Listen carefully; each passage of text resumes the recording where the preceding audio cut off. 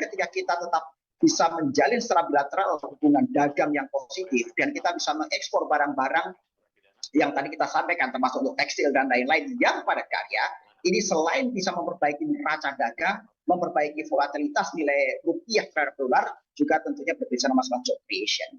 Nah, tapi sekali lagi saya sepakat untuk satu sisi bahwa yang namanya berbicara negosiasi dengan Amerika termasuk dengan CEPA ini kan bukan sekedar berbicara masalah ekonomi dan tarif, tapi ini berbicara masalah geopolitik global yang disikapi dengan kehati-hatian yang tinggi.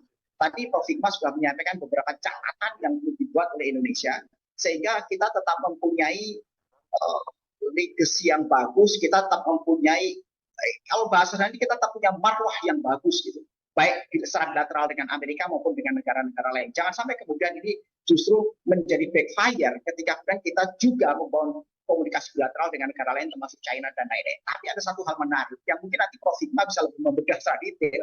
Indonesia ini kan posisinya unik, Juan. Sekarang kita bandingkan. Kita secara bilateral bisa negosiasi dengan Amerika. Walaupun tadi Prof. Hikmah sampaikan ini gaya Trump kan gaya cowboy. Taruh tarif tinggi, paksa secara bilateral negosiasi jadi di meja. Ini kan ini gaya pengusaha. Tapi jangan lupa bahwa Indonesia juga sedang membangun komunikasi dengan BRICS. Kenapa BRICS itu, Pak? Padahal itu BRICS itu adalah negara-negara yang terkesan kontra dengan kekuatan Amerika misalnya. Dan BRICS sangat welcome dengan Indonesia. Dan bahkan kemudian tadi disampaikan, kenapa kita juga diterima oleh di negara Uni Eropa? Karena Indonesia juga masuk ke OECD, ke bagian negara maju. Tapi menariknya lagi di sisi lain, Indonesia ini kan juga masuk ke bagian D8.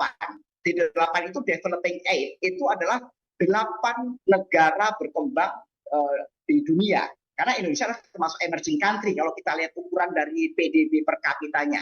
Nah, ini kan sebuah atribut yang sangat unik dari Indonesia sebenarnya, yang secara positioning kita ini bisa posisikan sebagai bagian negosiasi di bagian emerging country. Kita juga bisa menjadi leading sector di ASEAN misalnya. Di sisi lain kita dengan Uni Eropa, bagian dari OECD kita juga bisa masuk, BRICS juga masuk, dan bahkan dengan Amerika juga masuk. Nah, kondisi karakteristik yang unik inilah seharusnya bisa dipertimbangkan oleh Indonesia untuk bisa positioning. Sekali lagi bukan hanya sekedar masalah konteks ekonomi, tapi secara geopolitik yang baik. Dan ini saya pikir Prof. Hikmah yang lebih komprehensif memandangnya. Kira-kira demikian, Buan. Oke, nah ini terakhir nih, mungkin kita mau closing statement dari Pak Adjib dan juga Prof. Hikmah. Boleh dari Pak Adjib dulu nih.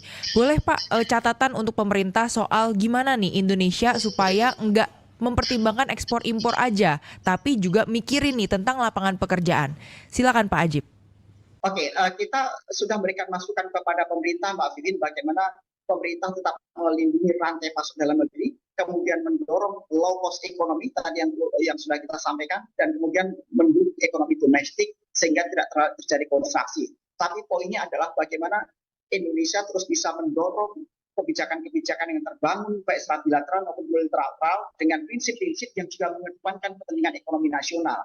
Paling tidak ada 3 hal yang perlu didorong sebagai prinsip. Satu, berbicara masalah bagaimana stability, yang kedua berbicara adaptability, dan yang ketiga berbicara competitiveness. Yang ujungnya jangka pendek bisa mendukung ekonomi domestik negeri dan jangka panjang bisa membangun fondasi ekonomi yang lebih kuat untuk Indonesia. Demikian.